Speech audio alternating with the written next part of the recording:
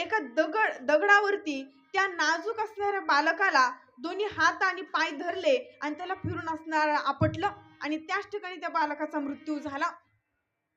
असं प्रतिवर्षी एक मुलगा झाला. असं देवकीचे असणारे 6 असणारे पुत्र आले. पहिल्याचं नाव आहे कीर्तिमान, दुसरा जो आहे तो सूरसेन, तिसऱ्या पुत्राचं नाव भद्रसेन होतं, चौथ्या पुत्राचं नाव रजू आणि 5वा असणारा जो मुलगा आहे तो म्हणजे समर्दन, 6व्या क्रमांकाचा मुलगा भद्र आणि अशा असणारे 6 मुलं ज्यावेळेस देवकीला झाले. आपण जसं नाव जसे सरळ घेतले तेवढं सोपं नाही. प्रतिवर्षी जसं देवकीला एक एक मुलगा होत गेला, पहिल्या मुलाचा असणारा मृत्यू झाल्याच्या नंतर ज्यावेळेस देवकीचं असणारे जे दुःख आहे कुठेतरी कमी होणार, त्याच वेळेस असणारा कंस यायचा आणि दुसऱ्या पुत्राला घेऊन जायचा आणि त्याला देखील ठार करायचा. असे 6 मुलाचा असणारा मृत्यू कंसाने केला. आणि ज्यावेळेस असणार 7वी ज्यावेळेस सातवा जो गरीब योग मायाने सातवा जो गरीब योग मायाने सातवा जो गरीब योग मायाने सातवा जो गरीब योग आश्चर्य करीत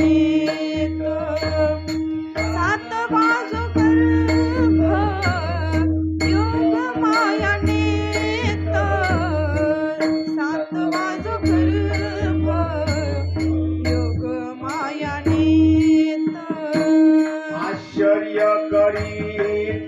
योग मायाने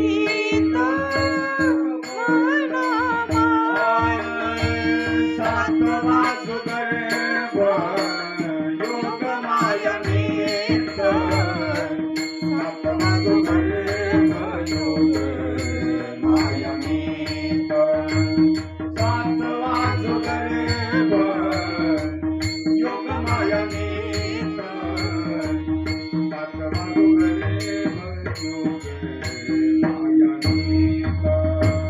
सातवा जो गरीब योग मायाने सातवा जो गरीब योग मायाने सातवा जो गरीब योग मायाने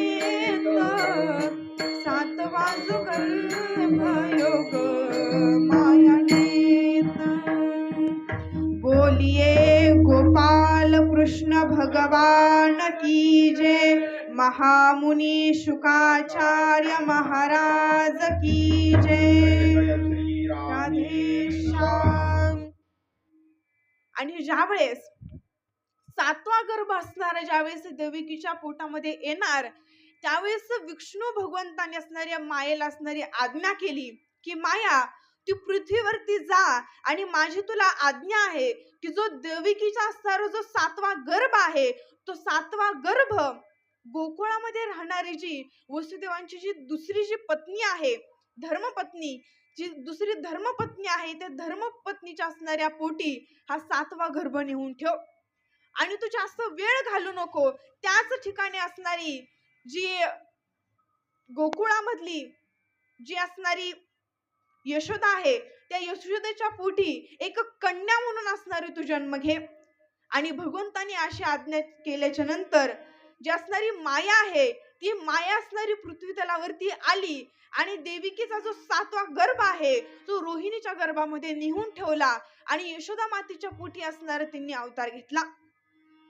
आणि मग ज्यावेळेस ही बातमी ज्यावेळेस कंसापर्यंत पोहोचली की देवकीचा असणारा जो 7वा गर्भ आहे तो मरण पावलेला आहे.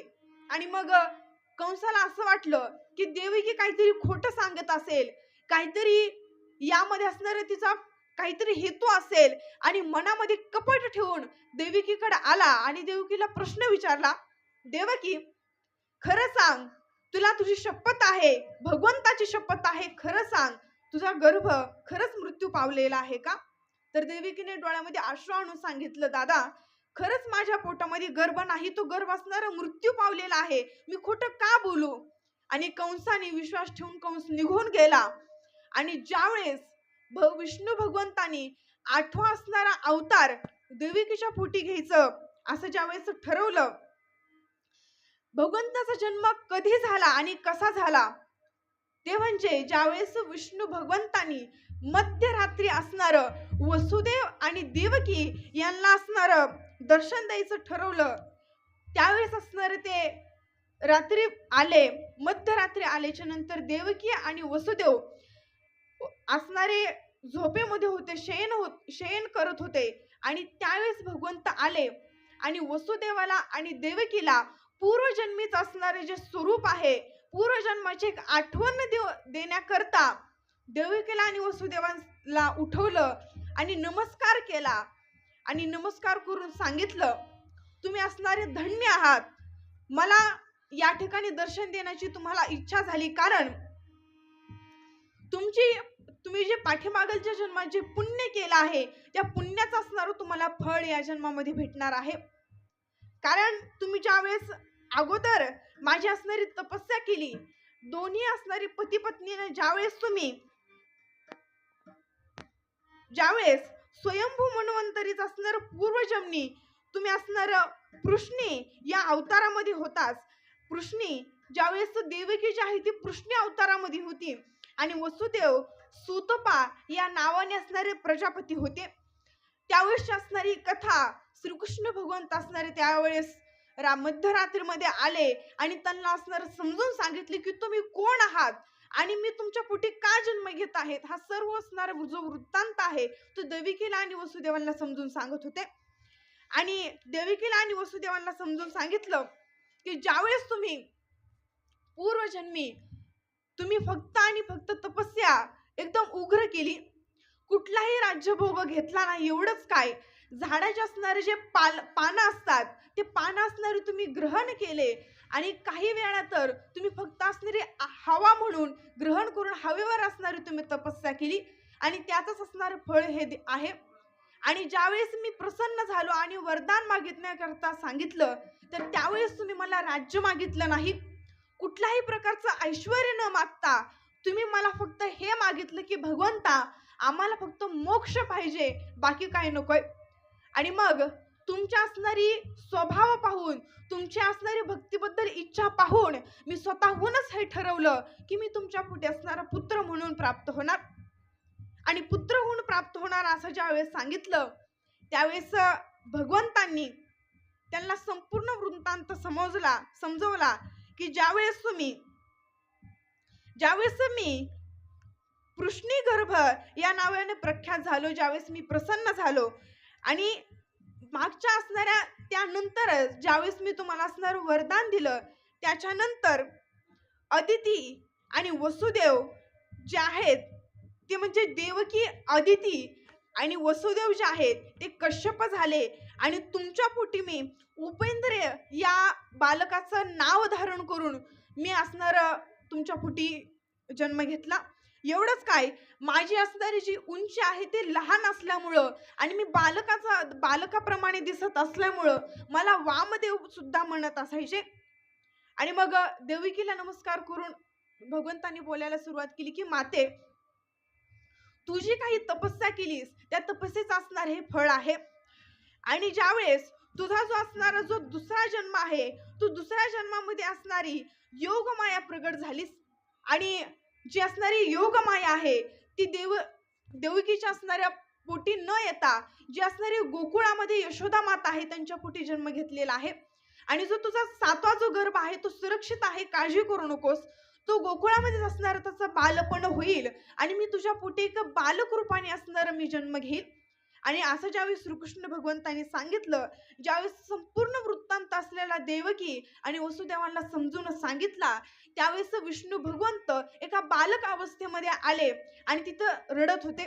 कारागृहामध्ये असणार वसुदेवांना जाग आली आणि वसुदेवांना संपूर्ण वृत्तांत एक फक्त स्वप्न या दृष्टिकोनामध्ये राहावा आणि ती गोष्ट दुसऱ्यापर्यंत पोहोचू नये यासाठी भगवंतांनी संपूर्ण वृत्तांत सांगितला. आणि मग ज्यावेळेस भगवंतांनी सांगितले की वसुदेव, तू असणार मला या इथून नदीच्या असणाऱ्या पलीकड जे असणारं गोकुळ आहे त्या गोकुळाच्या तिथं निघून सोड आणि जी योग माया नंदाच्या घराला नंदाच्या घराला मग नेली गोकुळाला आय मग नेली गोकुळाला नंदाच्या घराला नंदाच्या घराला मग नेली गोकुळाला मग नेली गोकुळाला. आणि ज्यावेळेस भगवंतांनी आज्ञा केली की वसुदेव, तू मला गोकुळामध्ये नेऊन सोड आणि तिथं जी असणारी योग माया जी एका मुलीच्या असणाऱ्या अवस्थेमध्ये तिने जन्म घेतलेला आहे तिला असणार तू या ठिकाणी घेऊन ये. आणि अशी आज्ञा केल्याच्या नंतर जे कारागृहाचे जे असणारे जेवढे काही द्वार आहेत ते पहिलं जे द्वार आहे ते म्हणजे अज्ञान, की मी कोणाचा तरी पिता आहे आणि कुणीतरी माझा पुत्र आहे ही असणारी जे अज्ञान आहे ते शोक न करता वसुदेवाने असणारे भगवंताला एका असणाऱ्या टोपलीमध्ये घेतलं आणि वसुदेव त्या असणाऱ्या कारागृहामधून बाहेर पडले. एवढंच नाही, एक असणारी चकित करण्यासारखी गोष्ट ही आहे की ज्यावेळेस असणारी देवकी उठली, देवकीने स्वतःहून पाहिलं की असणारे विष्णू भगवंत ज्यावेळेस टोपलीमध्ये आहेत एकदम हास्य असणारा चेहरा आहे,